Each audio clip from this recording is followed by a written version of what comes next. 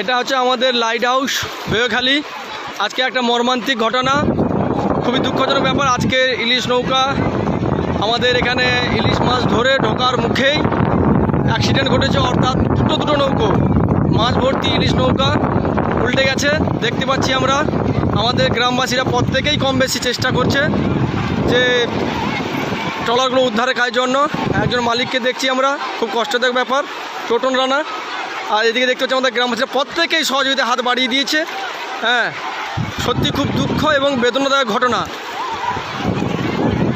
লোকারণ্য আজকের আমাদের এই বেওখালির আইলাবান্ধের ওপরে আমরা দেখতে পাচ্ছি এখনও ট্রলার দুটি ওইখানে আছে। চেষ্টা করছে আমাদের গ্রামবাসী এবং প্রত্যেকটা মানুষ, আমাদের গ্রামের মা বোনেরাও এসে আমাদের এখানে যথেষ্টভাবে, তার দেখুন আপনারা কীভাবে কাঁচি টেনে ট্রলারগুলোকে উদ্ধার করার চেষ্টা করছে।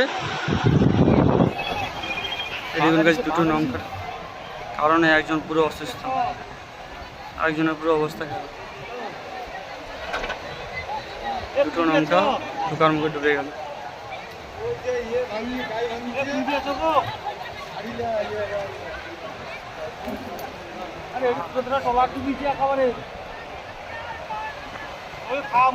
কাছে ডুবিছে।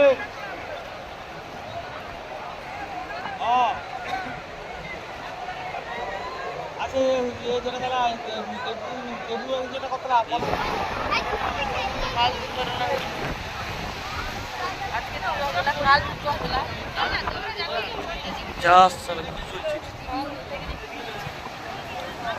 আর এটি জানে পড়বে তো পিস পিস হয়ে যাবে, পাথর আছে না।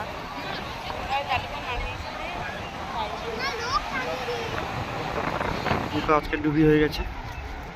এই দেখুন সবাই মিলে টানাটানি করছে। এদিকে কত লোক, দুটো নৌকা খালে ঢোকার মুখেই ডুবি হয়ে গেল। দুটো নৌকা।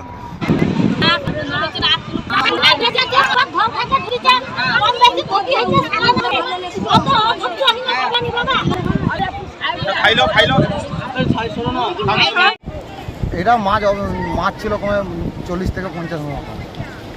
তারপর কি এই খাল মুখে ঢোকার সময় বোল্টারও পড়ে আছে না, এই বোল্টারে ভয় করে মানে পিছনে করে মৌজা মেরে দিয়েছে। মারার পরেই ট্রলারটা। হ্যাঁ। কত টাকার ক্ষতি হয়েছে? কমপক্ষে হলো মাছ সঙ্গে নিয়ে এলো 10 লাখ টাকা। কোনো মানুষ ইনজোর্ড হয়েছে? না, আমার ট্রলারে কোনো মানুষ ইনজোর্ড হয়নি। কি পাশে একটা যে বডি ছিল, ওই বডিটার দুজন অসুস্থ হয়েছে। কোথায় এখন তার? মানে ওর বাড়ি কোথায়? না, ওরা কোথায় এখন? দুজন হসপিটালে গেছে। মাছ ভালো হয়েছিল? হ্যাঁ, ওরও মাছ ছিল।